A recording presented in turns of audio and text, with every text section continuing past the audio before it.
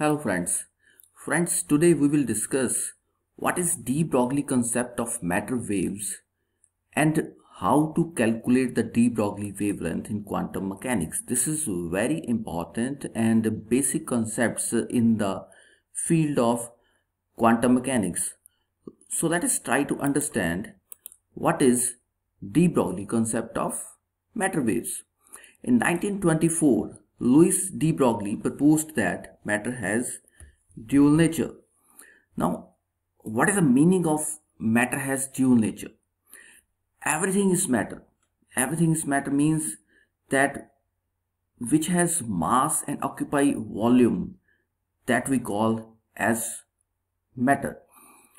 So, suppose there is a particle, there is a matter, there is a stone which is at the state of rest. Now, when it will be in the state of motion, according to de Broglie, the waves will be associated with it. Like a particle at rest will behave like a particle, but when it is moving, waves will be associated with it. Okay, so when any particle is in the state of rest, it will behave like a particle, but when it will start moving, waves will be associated with it, and for a single particle there will be number of waves associated with it.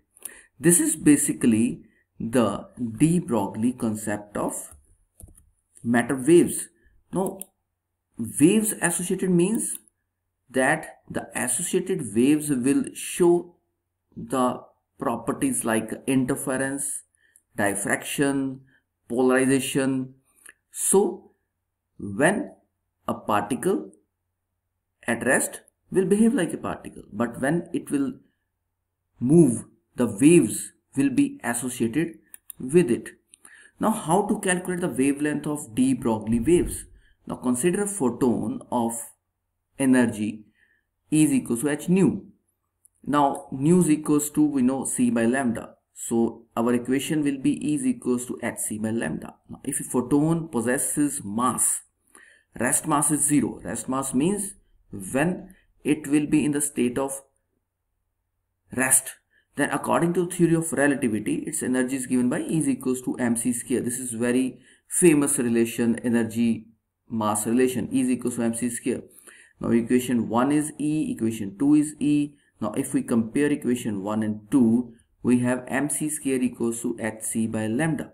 Now mass of photon, if we just interchange the sides, and mass of photon will be m is equals to h upon c lambda. Now therefore momentum of photon, what is momentum? Momentum P is equals to mc, mass into velocity.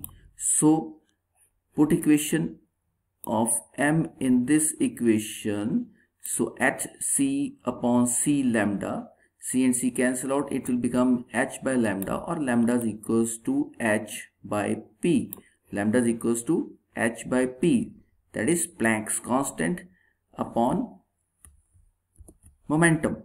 Now this is the general relation. This is the relation about the wavelength about the photon.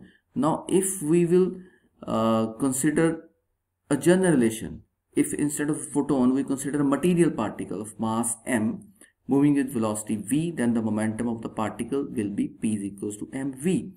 So instead of h upon mc, if we will consider v instead of c, then lambda will become h upon mv, or lambda is equals to h upon p.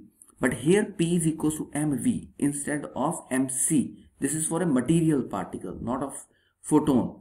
This wavelength is called de Broglie wavelength. This wavelength is called de Broglie wavelength, and this relation is valid for any particle. For any particle having mass, velocity. Okay, so there is a little bit of assignment for you, very small assignment for you, because there will be a question in your mind that when we will move, will the waves will be associated with it? Now to calculate wavelength of waves associated with you when you are moving, this is your assignment. Now what you can do, because for example you have 60 kg mass, you have 55 kg, 65 kg, 70 kg mass, and put any velocity with which maximum with you can move, and Planck's constant value you know, and you can calculate the wavelength. And for a very small particle, for example electron, you can put the value of mass and the velocity, then compare the wavelength. I can just give you the hint, then wavelength will be with you also, but it will be a very small wavelength, so it will be very difficult to calculate that wavelength.